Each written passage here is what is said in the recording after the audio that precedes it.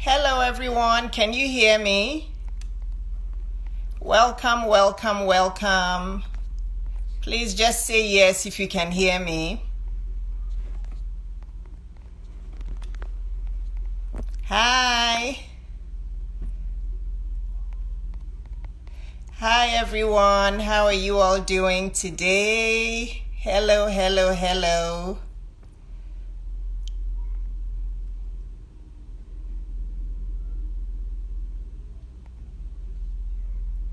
Ekene, please request again. I think I missed it.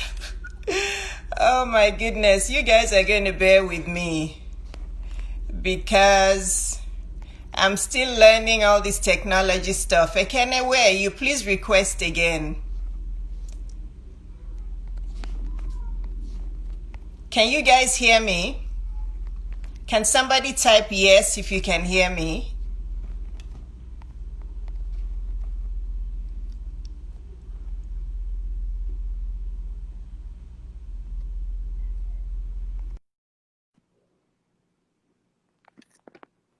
Okay, good. Yay, somebody typed yes. I'm so Okay. excited. Hey, Ekene, There how we are you? go. Hello, everyone. Hi, Hold on. Let hi, me. hi. Hi, everybody. There we go. Okay, I'm trying to pin this thing. Come on, mistakes women make in relationships. Then how do I pin it? Just press post. Hey, God help me. Your guess is as good as mine.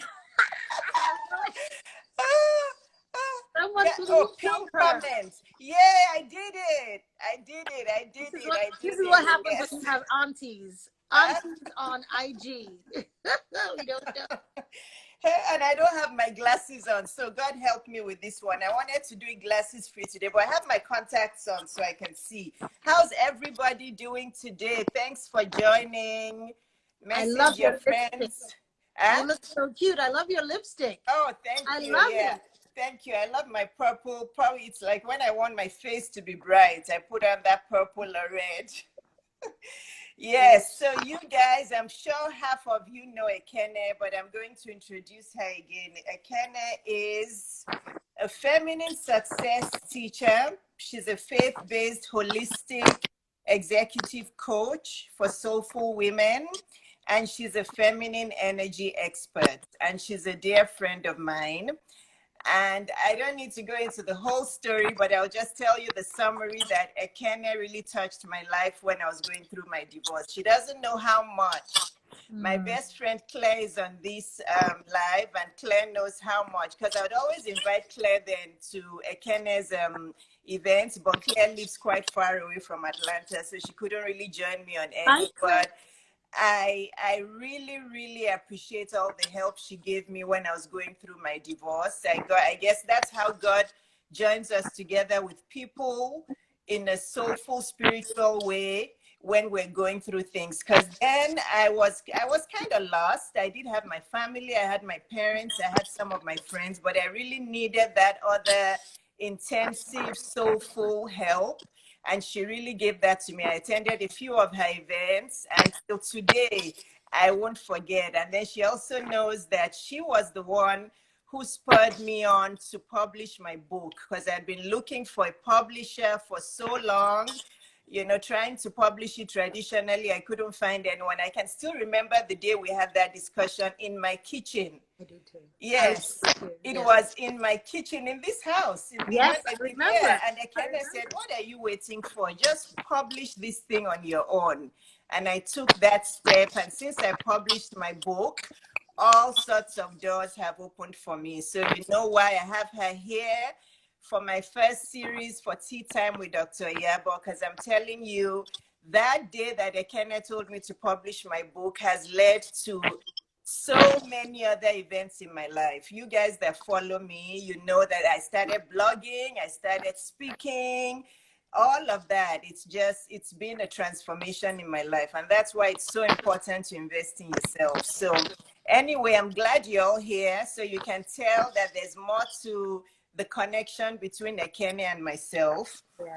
So yes, welcome, welcome. We're going to dive in, but I just want to give Ekene some time to talk because I have lots of questions for her. I'm telling you, 5 hours probably isn't enough for this. So Ekene will probably have to come back another day. But Ekene, do you want to say hi to the ladies or to the people? I think there's men on here. I think I may have seen one or two guys. Well, welcome to the men. Hi, everyone. I hope you can hear me. Thank you for coming on. And someone said they love our earrings. So I want to say thank you. J. We're Crew. serving today. This is from J. Crew, and J. Crew is on sale. Go grab them. Oh, really? Beautiful. Yeah. I have to go. I love them.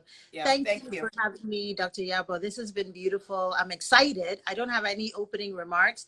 I do want to say something, though, that I did not know, obviously, like you said, how valuable the work was during your divorce. Because I met you already divorced, right? Yes. And you had it together. And this is the beautiful thing about things. She's saying, oh, I was working through, but if you saw her, I was like, who is this woman? She has her practice. She's making things happen. She had it together. But I wanted to point out something, that my work isn't specifically for a single woman, a divorced woman, a married woman. It's for women in general. And all of us, wherever you are, can do the work, and it makes our lives better. So at the same time, the same events that she was coming to and gaining things for who she was as she was healing from divorce, right? Other women were coming, and some were getting empowered as single women. Some were finding themselves back in their marriage. So I think it's so important to point out the work is the work, no matter your marital status. And if there's one thing I hope we actually do here today is let's stop defining ourselves by our marital statuses. Wherever we are, we have value, we have purpose. You don't see men doing that often, right? We are the ones that make it about the marital status, but that's just one part of our lives. So I'm so grateful to be here. I have been so excited to watch your journey. And can I say one other thing? I am going to give away, I don't know how, Iyabo, maybe you pick somebody. But okay. Iyabo, I'd like to bless somebody with a ticket to her conference. I attended her first one. I'm so excited about the second one. You're exactly where you're meant to be. This is your season. So I want to sow in and bless someone to come. So I don't know how you choose. Maybe you choose someone who comments or something. Oh, yeah. Yes, okay. I will. Yeah. So today, if you guys want to come to my conference, Ekene just said it. She's going to gift a ticket to one of you. You have to be between the ages of 18 to 35, though. Okay. Yeah. Yeah. So whoever is between 18 to 35 who hasn't registered yet, just let me know. You'll have to. You know what you can do is DM me and let me know you were on this live. And then I'll do a lottery, and then we'll do the online thing. Yes, 1835, DM me and say you were on the live. Perfect. Okay, wonderful. So let's dive in, Ekene. My first question for you is, and I'll start with, I'm all about, and we know each other. I think you kind of know my nature. You know how I work. I know you. But I'm very particular about self-improvement and looking within. So in all your years of coaching, has a woman ever come to you and said, Ekene, I messed up. Help me avoid messing up again? Has anybody ever told you that? Or do you get more questions that ask, oh, I think my husband was a problem. I think because I had kids. Has anybody ever come to you up front and said, I messed up, help me? Yes, I do get more questions. People coming saying it's my husband's fault, it's someone else's fault. Okay. However, I have had women who say, I messed up, I made some choices, and here's where I am. I do have that. Okay. So how would you, let's say out of 100, would you say 75% of women say that, or 25%? Just a quick guess. Are there more women that will tell you they messed up or somebody else messed up? No, there's more women. I think more men and women. Most human beings are socialized. We look externally. We blame. Yes. It's always someone else's fault. That's the first stage, though. And that's the first stage of awareness. Life is happening to me. That's the victim state. Yes. And when you start getting more empowered, you start realizing, okay, life is happening because of me too. Right? So most people are in that first stage, especially when they encounter self-help and coaching for the first time. Then when you've done a little work, then you shift into the second stage and start taking ownership. But yeah, most people are not open to, at the very beginning, they're not there yet. And why do you think that is? Is it just because they haven't really developed that self-awareness and they need help from people like you? Or Yeah, why is that? Because I find that more people are like that. More yeah, people will come to you and blame everything else, their circumstances, the governments, the society, their culture, everything else. But they don't say, oh, you know what? It may have been something, a choice that I, yeah. I why is that? I think you're right that people do need self-awareness. That's one thing. But the other thing is that we have a culture that talks a lot around blame. So for us to take ownership of a problem, like to take a good look at it and say, what did I contribute? We tend to look at it from a blame perspective. So blame always makes you feel bad. Blame is connected to shame. What we need to do is sort of take a look at our lives, our situations, right? And shift into ownership and responsibility, which is not around whose fault is about who can fix it. How can I fix it? What did I do so I know how to fix it? And so when we shift out of shame, I think so many of us we shame others. And so we feel bad about and we shame ourselves. And so that energy of shame is so strong, we run from it, we deny. But what we need to be able to do is have a good long look at something, right? And then we can be convicted, we can become aware, and then we can change. But because shame is so strong, we've seen people shaming others. We don't want to be shamed. So we would rather not look at anything else that we might have done and blame everyone around us, right? And then the other thing is that it's very seductive to be the victim. Then you can complain, you can cry, you can talk about him, you can diagnose him, he's this, he's that, he's the other, without ever stopping to take a look at yourself and saying, what can you do differently? In fact, I had a situation, if you attended my event, so sometimes every so often we'll have events where somebody comes and they're really hurting. And this is not to say that you might be in a relationship where it's toxic. This is not to say that you might not have a toxic partner. I'm not stating that a man might be part of your problem, but even at our events, sometimes you have a woman who's really hurting. And so she comes and her natural thing is wanting to, kind of bash or complain. And when I redirect the conversation, which has happened many times, we're like, direct, because we're about growing and becoming our best selves. We're not here to talk about everybody else. I've had a woman she was really wounded by that and very offended because she wanted to kind of talk about him and how bad he was and all the things he did wrong. And I kept saying, I think the best thing you can do is to do your work. That's the only thing you can do is to do your work. And then that way you can get clarity enough and power enough to, if it's so bad, then maybe you need to leave. And the reason why you haven't left is you're not empowered enough, right? So you do your work and you get the power to say, this is toxic, I need to leave. Or you might inspire growth in him. You may not. You may inspire him to leave. Either way, when you do your work, you're better off. But it feels good to have everybody agreeing with you about how crappy he is and how terrible he is and all of that. So I think that's why so many people get stuck in that place. And it feels like you're doing something, but you're not. Is it or do you think it's directly related to self-esteem? I think there's a correlation to that, right? Yes. Absolutely. Because I find that a lot of women struggle with self-esteem from something that has happened in their past, from a bad marriage, from words that have been spoken to them, from the way culture is. And because of their self-esteem is so low, it's hard for them to look within. Because if you hold yourself in very low self-esteem, how are you going to even have the ability to look within?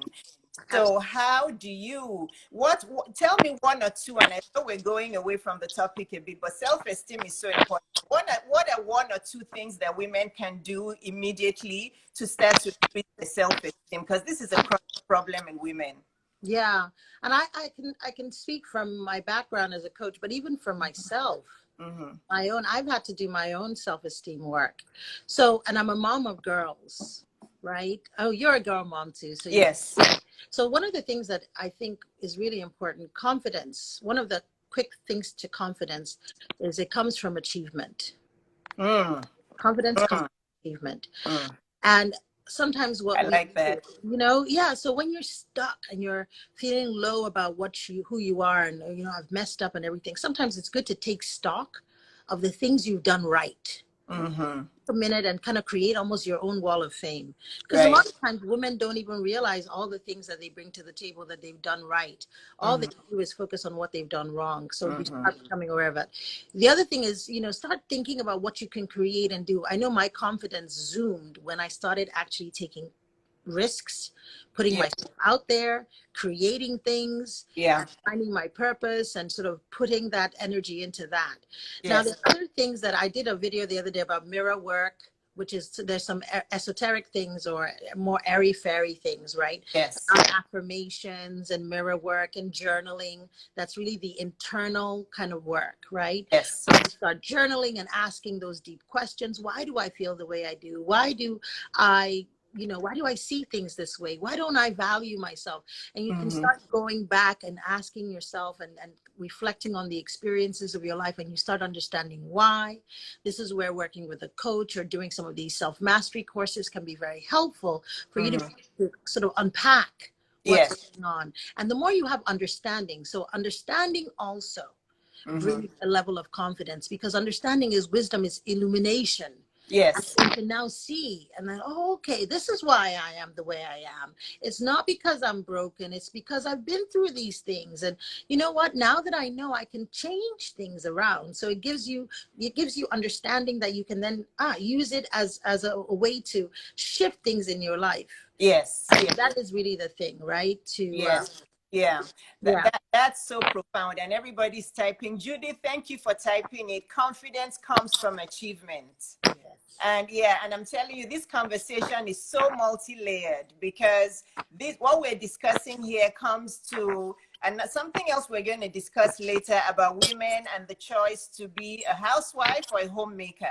But we'll save that till later, because when we talk about achievement, I think we're talking mostly about achievements when it comes to career and work and financial freedom. But as a homemaker, you can also feel like you're achieving. You can also, but we'll come to that later. And ladies and men and gentlemen, please type your questions. I will be making note of them so that I can ask Ekene as we go on. So please feel free to comment and to ask questions. We want this to be as interactive as possible. So 2 things Ekene said that you can use to now just immediately start to increase your self-esteem. What are you achieving? How are you using your creative talents for your achievements so you can feel that you're living a purpose-driven life?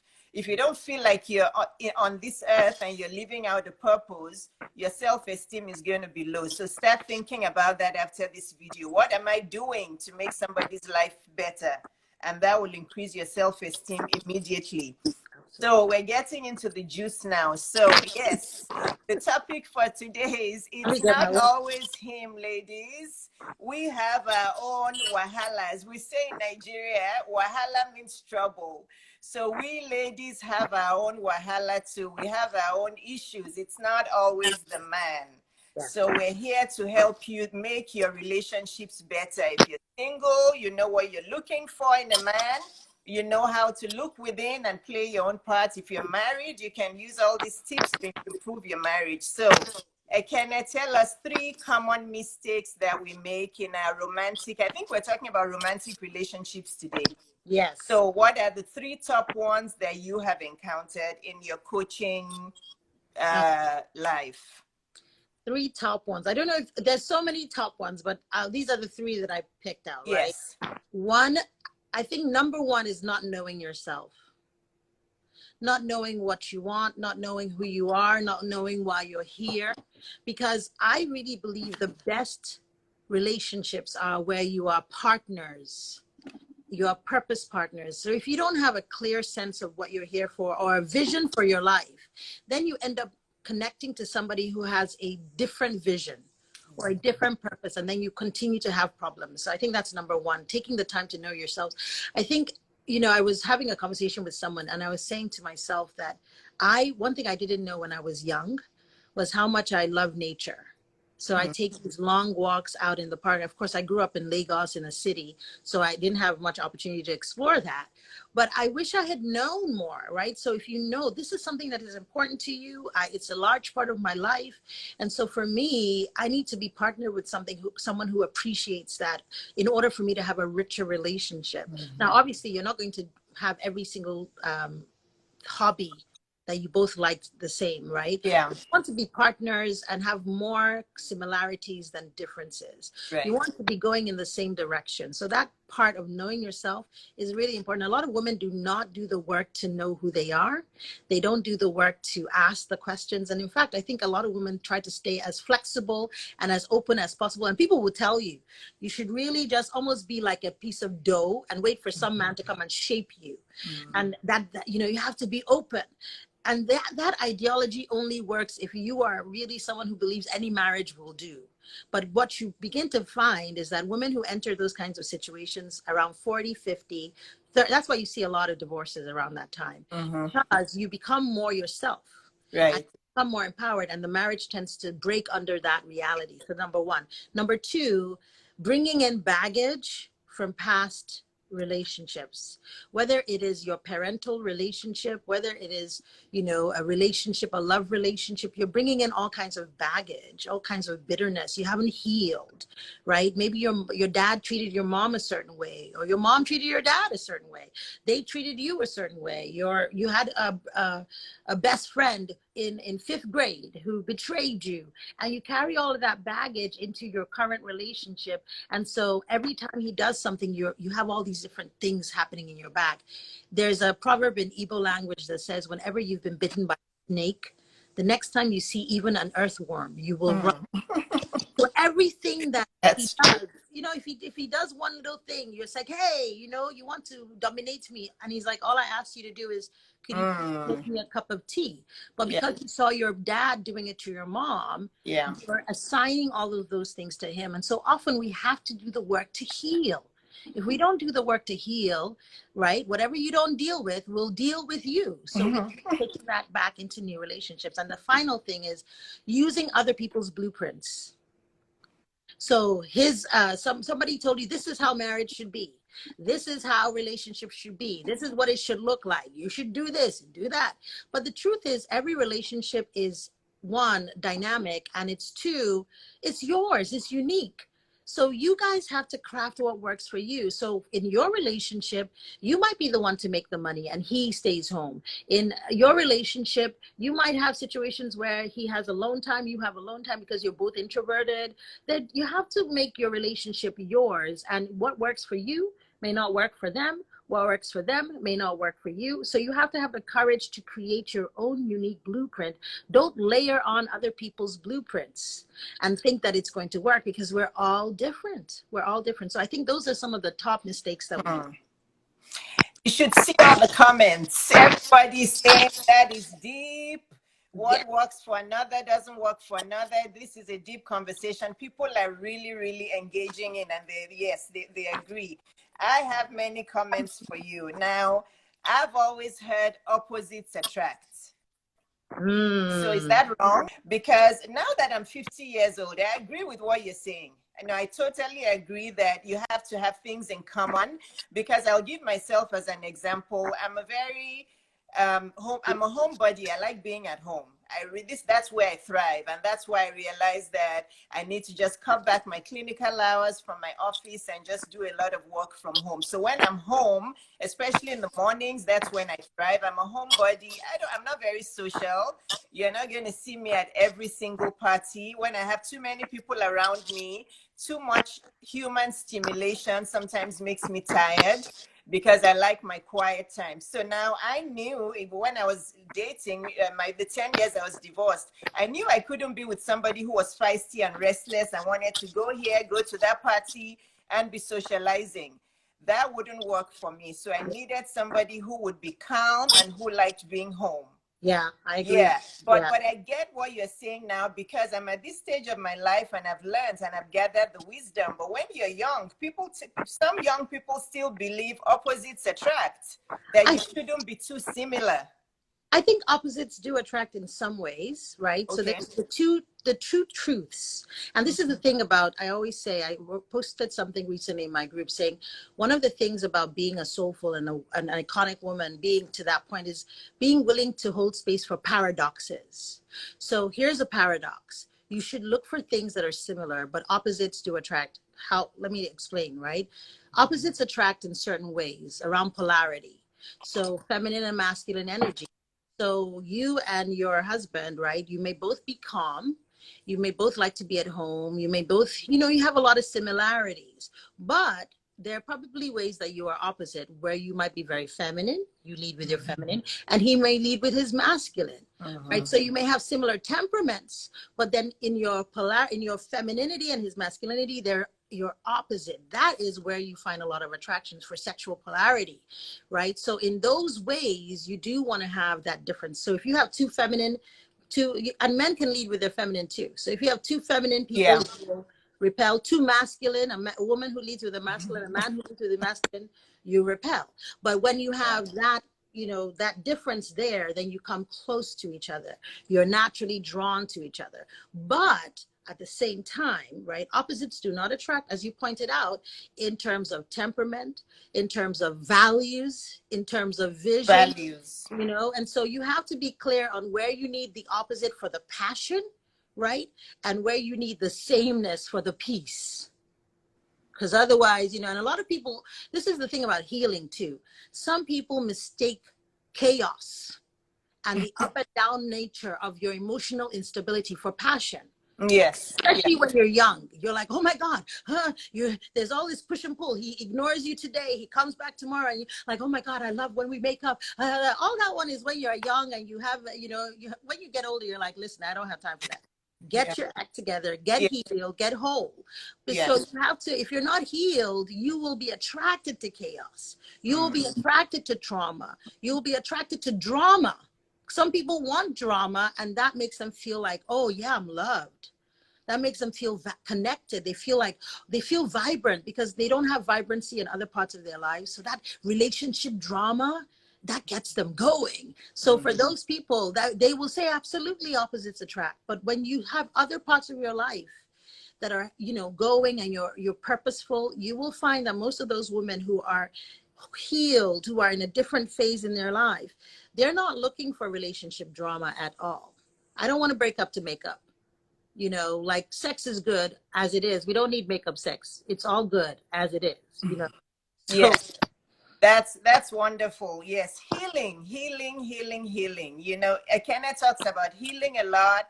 I talk about healing a lot. Healing in every parts of our lives, because a lot of us, and I'm talking about myself, I had to do the healing. When I started this life, I told you about how I found Ekene, and the events I went through with her contributed a lot to my healing. There's a lot of healing we have to do. There's mistakes that I made in my marriage. Yes, I can say that now, and I know exactly what they are, and I've learned from them, and I've been healing and making myself a better person.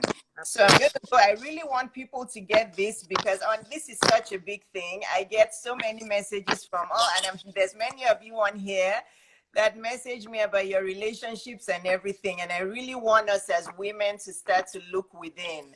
I'm all about self-improvement and looking within. There's no topic you can give me that I won't ask you back and say, what are you contributing to it? If you come to me and say racism is affecting you being promoted at work and prejudice and all that, I'm going to turn it back on you. I'm going to ask you that, is there something within you that hasn't healed from racism? Is there some, because that's how you improve in life. If you're still looking at other people for the reason why you're stuck, you're going to remain stuck. Because people don't change for anybody. The government isn't going to change overnight for you. Racism is going to be here until Jesus Christ says there's no more racism. So, life is very simple if you start to look within. I'm not saying blame yourself for everything, but it's just questioning yourself and asking God how to help you improve your mindset so you can improve. So ladies, you have to listen in here. I hope you're making points as I'm making points, because this 1 hour with Ekene will change your marriage and your relationship. And for that. because you have to start looking within to what you are contributing. So Ekene said, number one, not knowing who you are and who you want and what you want. Number two, bringing in baggage from past relationships, not healing. Number three, a lot of you agreed with you agreed with everything, but I got a lot of comments about using other people's blueprints. You know, what works for your next door neighbor in their marriage may not work for you. So Ekene, that brings me to this question. How do we then figure out culture and church values and all of that? Some of us are chronic church goers. I love my God, but some of us take it to the extreme. So there's a lot of things that the church teaches us, that culture teaches us, that makes us make mistakes in relationships. How do we handle that? Oh, this is a good question. So I also am a woman of faith, and my faith is the core of my life, but I'm not a religious person. So I don't subscribe to any particular doctrine. I really am a Jesus follower, right? And it's important for me to say that I'm a Jesus follower. I'm also spirit led. A lot of people do not do the work to have a relationship with the Holy Spirit. And so when you don't have a personal relationship with God or the Holy Spirit, then it's easy to fall into man's doctrine. Everything we do, even the conversation we're having here, is filtered through our human lens. It's filtered through that. We are humans. And so our bias, we all have unconscious bias. We all have different things that we bring to the table. So even when someone speaks, and no matter how much authority they speak with, right, they're bringing their humanity to the table as well. So I think it's so important that you have to, one, if you're a woman of faith, know the word for yourself. It's so critical. Like half the problems, if you actually read the word and you allowed yourself to trust that the Holy Spirit can speak to you as a human being, half your problems will be solved, right? Because some of us, we just take the words directly from people. And often they say things, they're not even biblical. And you just take it in as gospel. And not only do you take it in as gospel, you take it in and try to impose it on other people. And so sometimes the church is based on culture. I remember a situation where a particular pastor who has a lot going, smart. I learned a lot from him as a pastor. He taught me a lot, but there was something he did that I was like, okay, you and I are not on the same page. And I remember I had come into contact with a particular woman. She had gone through a domestic violence situation. Her husband had hit her, it wasn't even just a slap. Not to say that a slap is okay, but he had put her to the point that he could have killed her by accident, right? Let's just say it was really that bad. He had gone to jail. Quite rightly, they had called the police and sent him to jail. Now, this is a Nigerian couple. And of course, because she was Nigerian and socialized, she was freaking out. She was scared, even though she knew she did the right thing. But she felt so much guilt and so many things going on. So I'm thinking, oh, you know what? Let me take you to my pastor at the time. I'm sure he can have some words of encouragement for you. And lo and behold, God bless him, right? He was operating from his own cultural bias.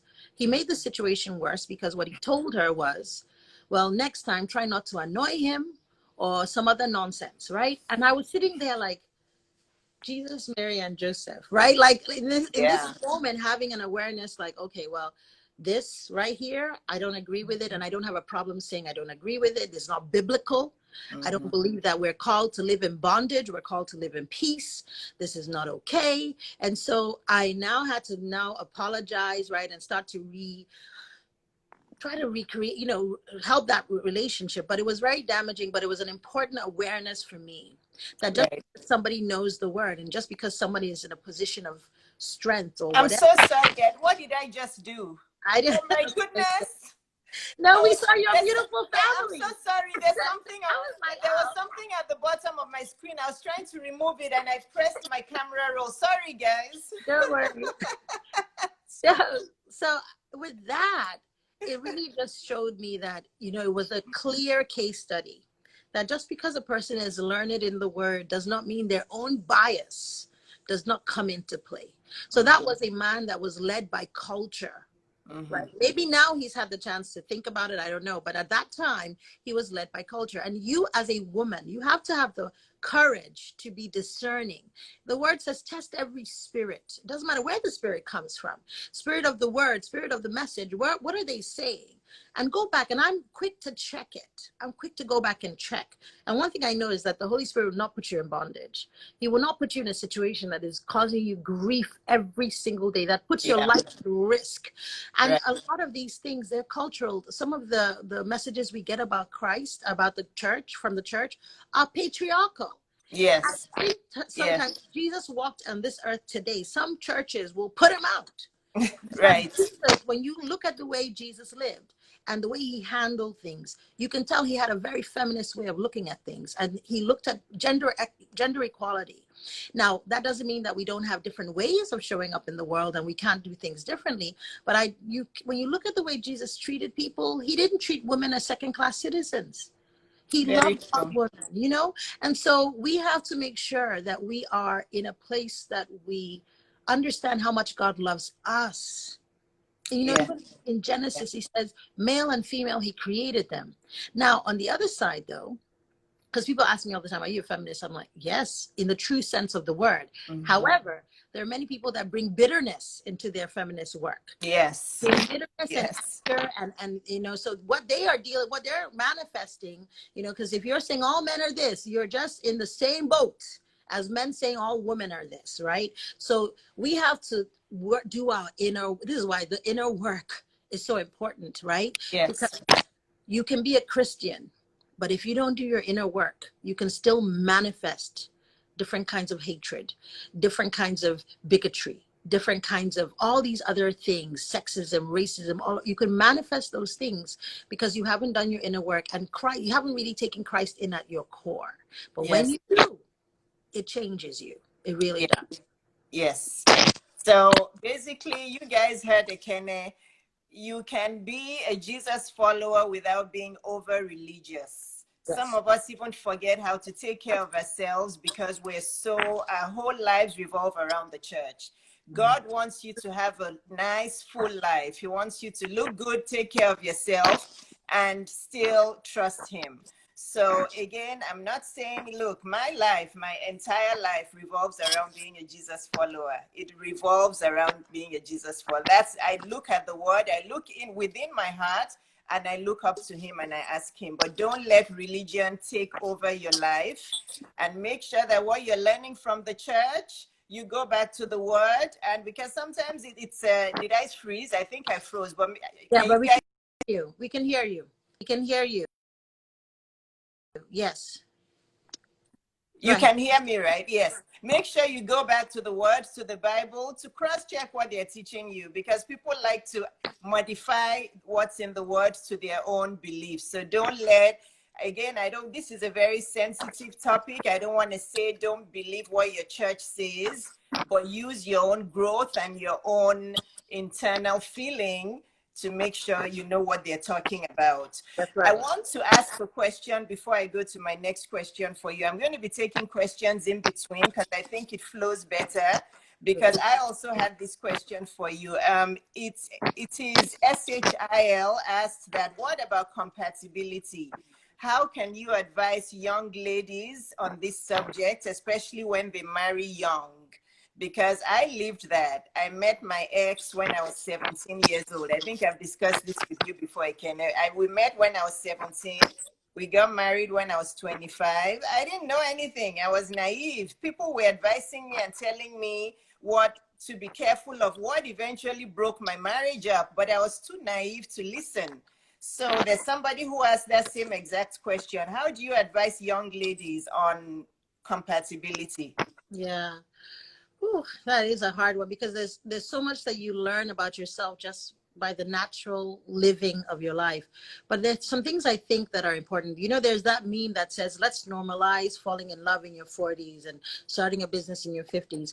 I also think let's normalize doing the work in your 20s. Let's normalize doing the work in your teens. There's so many things that we just say, oh, they're young, and we don't actually teach young women. I remember when I was young, and now I was talking with a friend. I was like, when I was young, all of the conversations were about how to make a gusi, how to cook okra, how to be a good housekeeper. No one was really sitting down and saying with me as a 16-year-old, this is what you need to be thinking about. Here's what you need to know as a woman. No one was talking to me about womanhood. We were talking about how to serve as a woman, but not how to be a woman. No one was talking about, you know, sensuality or sexuality, because it's this fear of, if I start opening this box of womanhood, that something will happen. And I wish now with my kids, I have a 14-year-old, I have a 24-year-old, the conversations I have with them now are rich about who do you want to be? What do you want? What's important? And then this is the thing, you can't know everything about yourself at 17, but what you can know is that you choose a person who is willing to make room for you to grow, and you are willing to make room for him to grow. These are important questions. You can't know everything, but you have to know that it's possible I may evolve to certain things, right? The other thing I will say is, you are still, even though you can't know everything, there are certain affinities you had when you were young that you still have now. A lot of times what happened is, when you were young, you didn't allow yourself to pursue those things. You didn't allow yourself to explore those things because you didn't have the permission. When you get old, you're like, oh no, I like purple lipstick. Let me tell you, this is me, right? But when you were young, maybe you didn't have the permission to do that. There's certain things we need to start normalizing, letting our girls know that their voices, their choices, even at a young age, have weight, have value. We need to stop shutting them up. Let's talk to them, because they can do the work, but we need to start talking to them. They can know who they are, but we need to start talking to them and having them do the work and talk about, well, this is what I think, and here's what I, you know, here's what I feel. Start teaching them that self-ownership, self-possession, self-agency. So often we truncate our girls. We do it for, we teach our boys that you are a boy, you're a man, you can do it. But our girls, we truncate them. Keep quiet, sit down, be quiet. You're a lady. Don't you know that's what a lady should do? And then we don't give them room to express themselves. Let me tell you the kind of conversations my daughter has. Sometimes she comes in, she's like, Mom, I was like, hey God, is it a heavy talk or is it a small talk? Like, I'm tired. Like, do I need to table it? And she wants to explore hard questions. And some of those questions she wants to explore, I'm like, there's some conversations we've had, and I'm like, to tell you the truth, I really don't even know. I don't know, but I will hold space for you to do your discovery and for me to discover alongside you. Yes. At 14, you have the right to start asking some of those questions. Right. Okay, yes, that's a difficult one. It is, and I think, yes, the roles we play as parents in our kids' lives are really important also. Because there's many people who meet their husbands when they're 14, 15, 16, and they date, not that they get married at that age. Many people meet in high school or college and they date until they get married. But how do you, at that age, they say our brains are fully developed at 25 or 26. So, you know, how do we develop into that woman who knows what they want at that age? It's tough. And then it's not every young girl at that age who wants to come to you as a coach or wants to come to me. They look at that and they're thinking, but I don't have a problem. Why should I go to a coach? So, but what Ekene said is really important. And somebody else who talks about this a lot is Dr. Shefali. I don't know if any of you follow her. Oh, yeah. About parenting. Yeah. I like what she says about parenting. I've read a couple of her books and she goes into it deeply. She really talks about how you cannot mold your kids into what you want them to be. And I remind myself about that a lot. Because sometimes as parents, and as African parents especially, even African American parents, we tend to do that a lot. We want to mold our kids into what we want them to be instead of just allowing them to evolve into their own person. Right. So yes, it's so normalize teaching young women these things. All right, did that answer your question? Please give me a high five. That was Laura. Yeah, that's a very important one because it's a hard one, right? Yeah, sorry. It's a hard one to answer. Yeah, because at that age, you're always going to think it's your husband who has the problem. It's very hard at that age when you're 25, 26 to think, what am I doing? Should I go to coaching? How can I improve myself? Okay, yeah, keep your questions coming. All right, now we're coming to the homemaker question, the homemaker housewife question. I don't have anything against homemakers and housewives at all. And I am very consistent in what I say. I tell people that I grew up in a home where my mom worked, even though she couldn't speak English, she couldn't write English, but she was confident, sophisticated, beautiful. She had several businesses going for herself. She invested in lots of real estate. My mom knew math very well. She knew her numbers and she worked. And I spent a lot of myself and my older sister, God bless her soul, she's resting now. She's gone to be with the Lord. But myself and my older sister, Jumoke, were brought up by, not brought up, but we were at home a lot with house helps and with my grandmother. But it was nice for me to see my mom working. I admired her. I knew I wanted to be like her.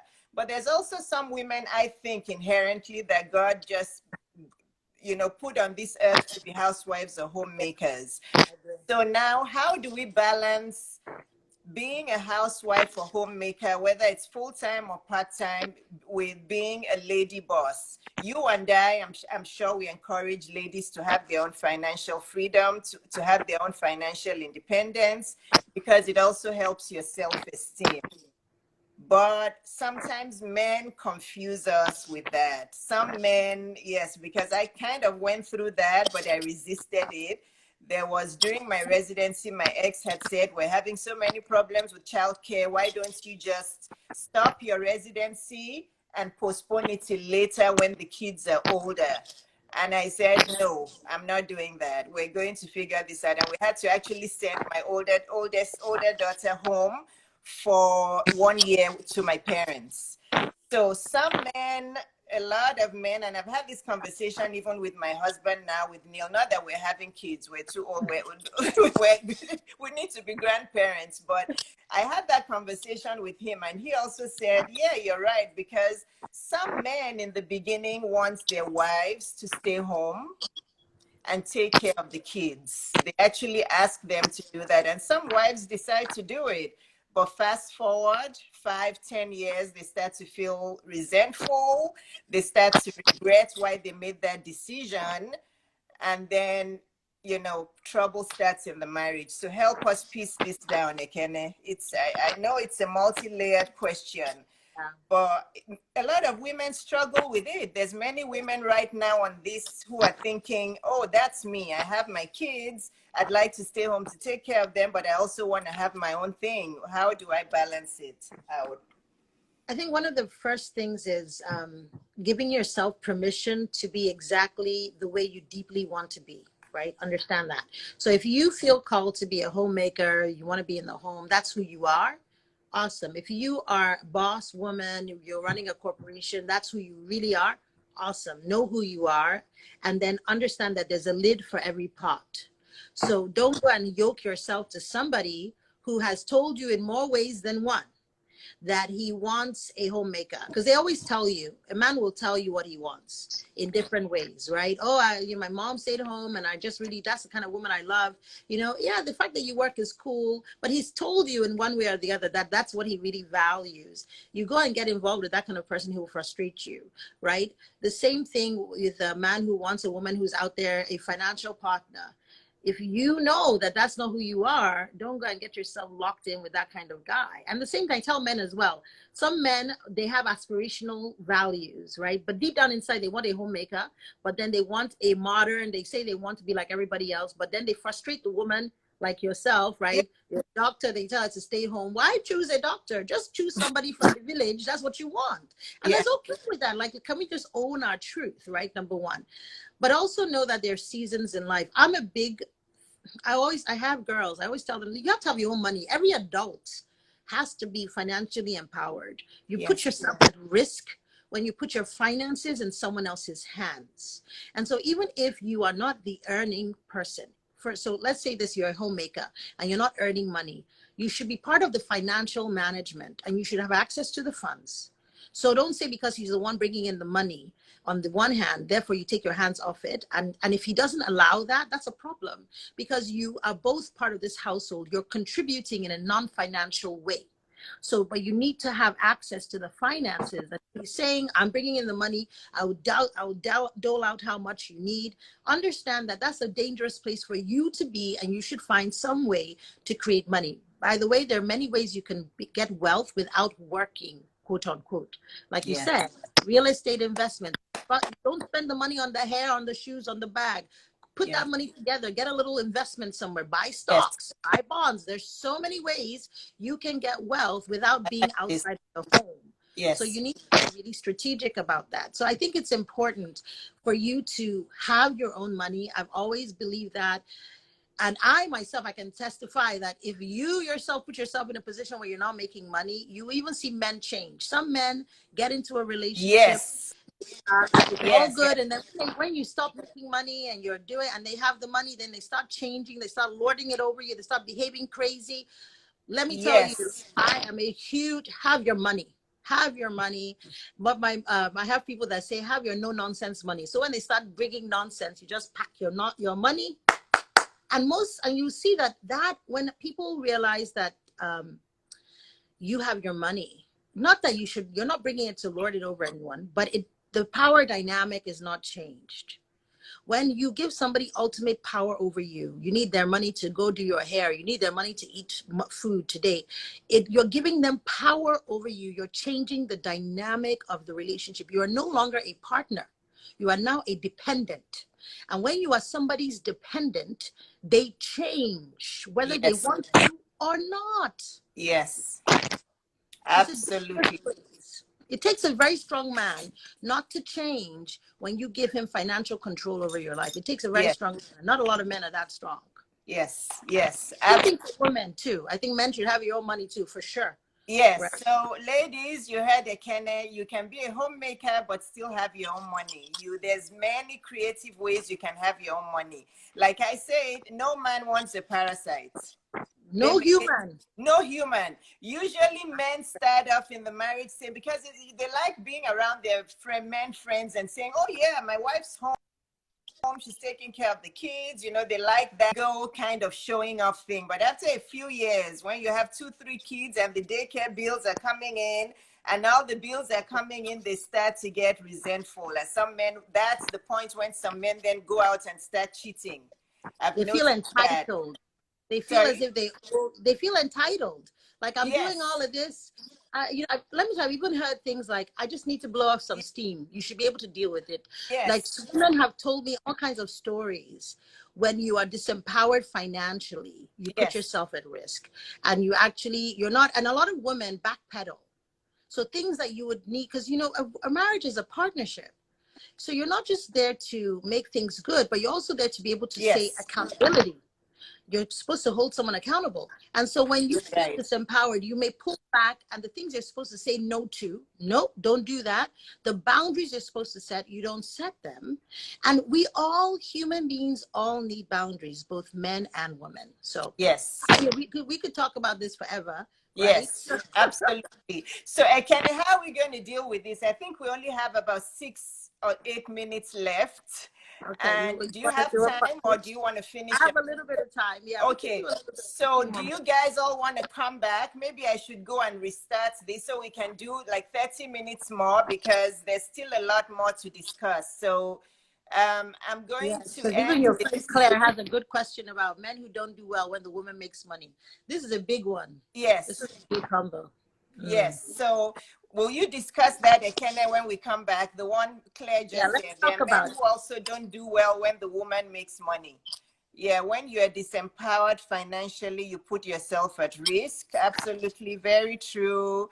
Even women can't stand it. It takes a very strong anyone. Okay. Yeah, so you have Claire's comment and question, right? So so let's come back. But you're going to save it, right? People are like, please save it, please save it. Oh, yes, for sure.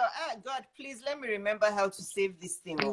You will save it in Jesus' name. Let's lay hands on Iyabo.